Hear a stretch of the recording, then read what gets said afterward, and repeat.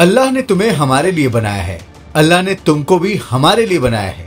अल्लाह ने तुम सबको हमारे लिए बनाया है। दोस्तों, ये डायलॉग सुल्तान रोशन नागौरी के हैं।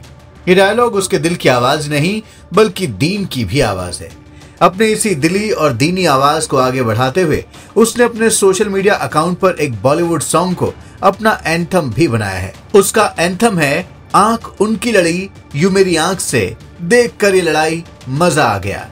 मेरे रश के कमर तूने पहली नजर जब नजर से मिलाई मजा आ गया। दोस्तों, सवाल है कि सुल्तान रोशन नागौरी किसके लिए कहता था कि अल्लाह ने तुम्हें हमारे लिए बनाया है? किसकी आंखों से आंखें लड़ाकर वो इस लड़ाई का मजा लेता है? और कैसे उसकी ये लड़ाई सिर्फ उसके दिल की ही नहीं है बल्कि उसके दीन की भी है। वीडियो में इस सवाल का बहुत ही तफसील से जवाब मिलेगा। बस आप देखते रहिए द कर्मा।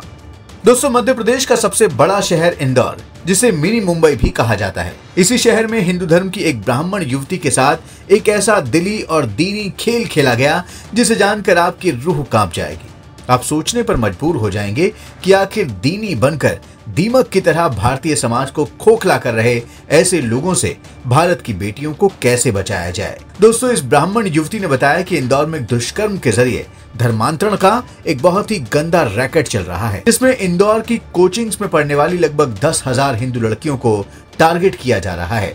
इस पीड़ित युवती ने सबसे पहले अपनी आप बीती सुनाई, उसके बाद इस रैकेट की पूरी मॉडस ऑपरेंडी सामने रख दी। सबसे पहले आपको इस ब्राह्मण युवती के साथ हुई वो घटना बताते हैं जिससे हर हिंदू के कान खड़े हो जाएंगे। दोस्तों, इस पीड़िता को इस रैकेट से जुड़े सुल्तान रोशन नागौरी नाम के युवक ने अपने चंगुल में फंसाया। पीड़िता ने इस पर संगीन आरोप लगाए हैं, जिसमें शारीरिक शोषण, धर्म परिवर्तन का दबाव और अश्लील फोटो वीडियो के जरिए ब्लैकमेलिंग शामिल है। सुल्तान ने पीड़िता को प्रेम जाल में फंसाया, फिर एक दिन नशे की दवा देकर उसके साथ दुष्कर्म किया। पीड़िता के अनुसार आरोपी ने उसे कई बार होटल में नशीली दवा देकर कैद रखा और लगातार संबंध बनाए। जब पीड़िता ने विरोध किया तो उसने अपने दीन का हवाला देते हुए कहा कि अल्लाह ने तुम्हें हमारे लिए ही बनाया है, तुम धर्म परिवर्तन कर मुसलमान बन जाओ। इंदौर की लसूड़िया पुलिस को दी गई शिकायत में युवती ने यह भी आरोप लगाया है कि सुल्तान ने उसके ऊपर जादू टोना भी करवाया ताकि वो उसके प्रभाव में आ जाए। उसका आरोप है कि सुल्तान की मां और उसका दोस्त आरिफ भी लगातार उस पर दबाव बना रहे हैं। सुल्तान की मां ने काले जादू की धमकी दी और कहा कि अगर मैंने सुल्तान से निकाह नहीं किया तो मेरी वो जान ले लेगी। सुल्तान का दोस्त आरिफ भी उसे लगातार ब्लैकमेल कर रहा है। दोस्तों, पीड़िता ने बताया कि सुल्तान ने 2018 से ही उसका शारीरिक शोषण करना शुरू कर दिया था। उसने धमकी दी कि अगर उसने धर्म परिवर्तन नहीं किया तो उसके अश्लील फोटो और वीडियो वायरल कर देगा। इसी कारण पीड़िता 2019 में पंजाब चली गई और वहां नौकरी करने लगी। 2020 में जब उसे पता चला कि सुल्तान की शादी हो गई है तो वो थोड़ा राहत में आई। उसके बाद मार्च 2025 में वो इंदौर लौटी और टेली परफॉर्मेंस में नौकरी करने लगी। लेकिन 6 जून 2025 को सुल्तान ने फिर से उससे संपर्क किया और पुराने फोटो वीडियो वायरल करने की धमकी देकर शारीरिक संबंध बनाए। पीड़िता इस बार टूट गई और हिम्मत दिखाते हुए लसूड़िया थाने में शिकायत दर्ज की।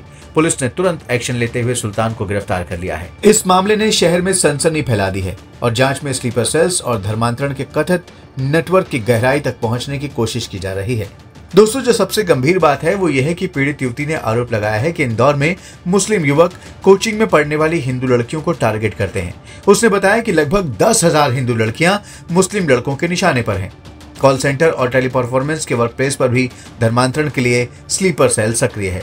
युवती ने कहा कि हिंदू लड़कियों को मुसलमान लड़कों की टीम में रखा जाता है, जहां वो हिंदू लड़कियों से कहते हैं कि अल्लाह ने तुम्हें हमारे लिए बनाया है। उसका आरोप है कि इस रैकेट से जुड़े मुस्लिम लड़के हंसते हुए हिंदू लड़कियों को अक्सर कहते हैं कि तुमको, इसको, तुम सबको अल्लाह ने हमारे लिए बनाया है।